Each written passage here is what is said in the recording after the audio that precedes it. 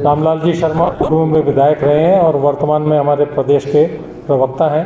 मैं रामलाल जी से निवेदन करूंगा कि अपनी बाइट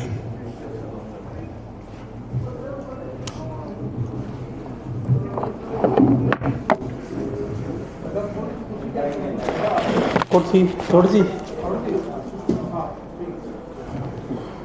एक काम करूँ सर, एक इधर कर लो एक। नमस्कार। आज की इस प्रेस वार्ता में मंच के ऊपर मीडिया के प्रदेश संयोजक सम्मानित प्रमोद जी, उपस्थित सभी मीडिया से पधारे हुए मित्रगण, आज की ये प्रेस एक विशेष महत्व को ध्यान में रखते हुए बुलाई गई है और विशेष महत्व इस बात का है कि आज़ादी के समय एक लोकतांत्रिक व्यवस्था इस देश के अंदर लागू हुई और आप सबको विदित है कि लोकतांत्रिक व्यवस्था के अंदर 3 स्तंभ, जिसमें व्यवस्थापिका कानून बनाने का काम करेगी, कार्यपालिका उस कानून को क्रियान्वित करने का काम करेगी और न्यायपालिका उस कानून की समीक्षा करेगी कि जो व्यवस्थापिका ने जो कानून बनाए हैं उसकी पालना हो रही है नहीं हो रही है, या उस कानून की अवहेलना हो रही है, या उस कानून की अवहेलना करने वाले को कानून के दायरे में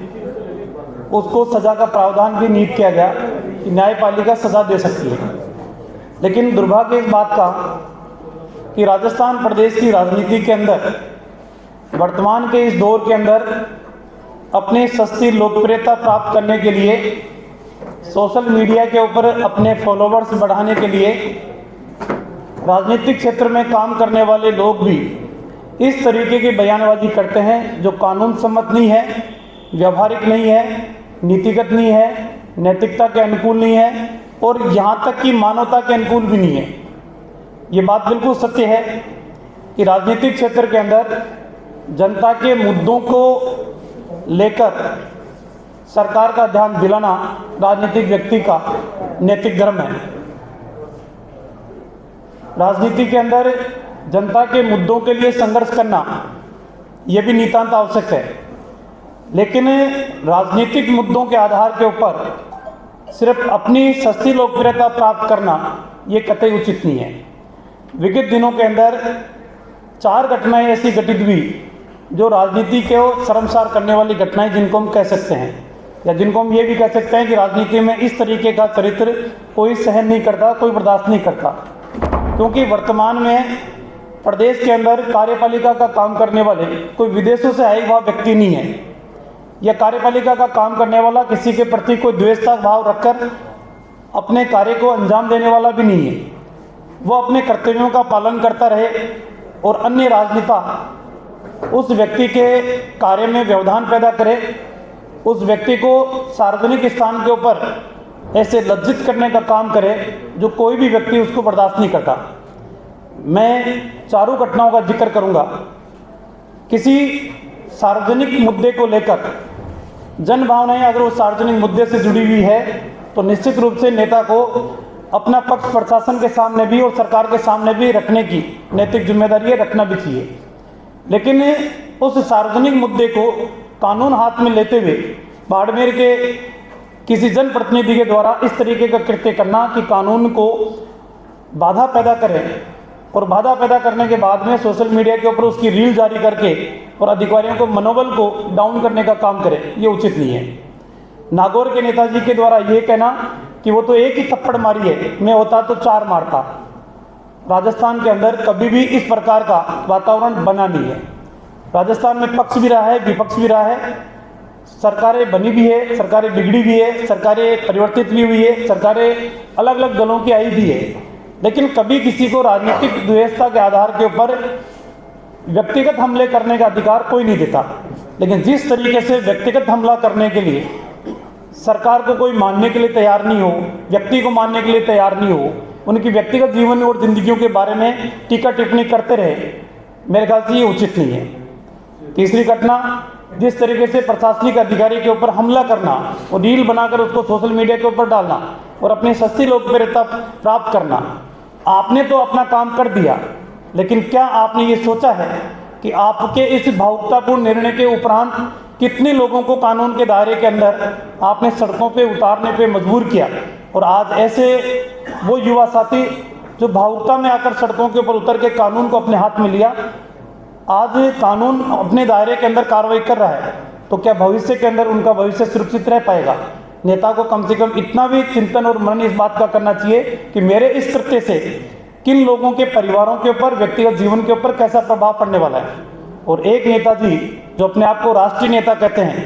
राष्ट्रीय राजनीति से जुड़े हुए हैं, एक गांधी परिवार के बहुत नज़दीक संबंध रखते हैं, वो कहते हैं कि जूते की नोक पे अधिक अपना काम कराऊंगा। मेरे ख्याल से काम कानून के दायरे में होता है, जूते की नोक के आधार के ऊपर नहीं होता। और आप इस तरीके के बयान देके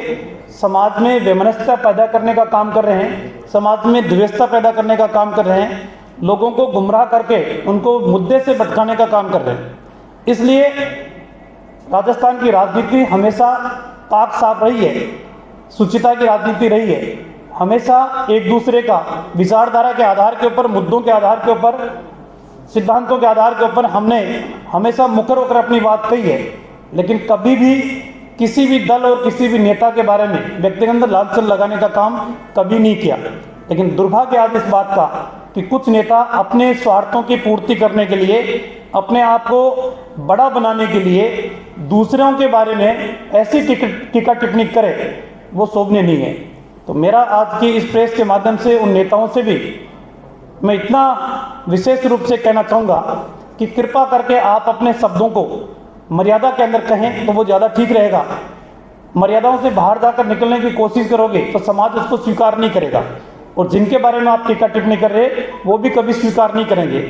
कानून के दायरे के अंदर सबको जीने का अधिकार है, सबको अपनी बात कहने का अधिकार है, विचारों की अभिव्यक्ति करने का अधिकार है। लेकिन विचारों की अभिव्यक्ति आप बिना किसी तथ्य के आधार पर करें, बिना किसी मुद्दे के आधार पर करें, बिना किसी साक्ष्य के आधार के ऊपर करें, और एक सनसनी पैदा करने के लिए किसी के ऊपर किसी प्रकार का बयान आप दें, ये उचित नहीं है। मुझे पूरा विश्वास है कि मीडिया के माध्यम से मेरी बात राजस्थान के आम जनता तक भी पहुंचेगी और उन नेताओं के ऊपर जरूर पहुंचेगी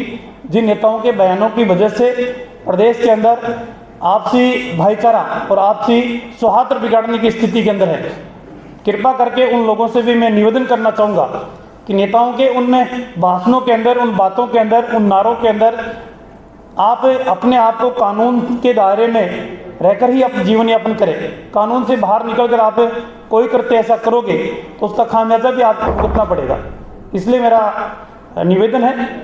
कि व्यक्तिगत जीवन में हमें आदर्शता के आधार के ऊपर, व्यवहारिकता के आधार पे, और जो दूसरों के व्यवहार को अपने पक्ष के अंदर जैसा आप सोचते हैं वैसा ही व्यवहार आप दूसरों के साथ भी करें तो मेरे ख्याल से ज़्यादा बेहतर रहेगा। मैंने अपनी बात कह दी, यदि आपका कोई बात हो या विषय हो तो आप रख सकते हैं।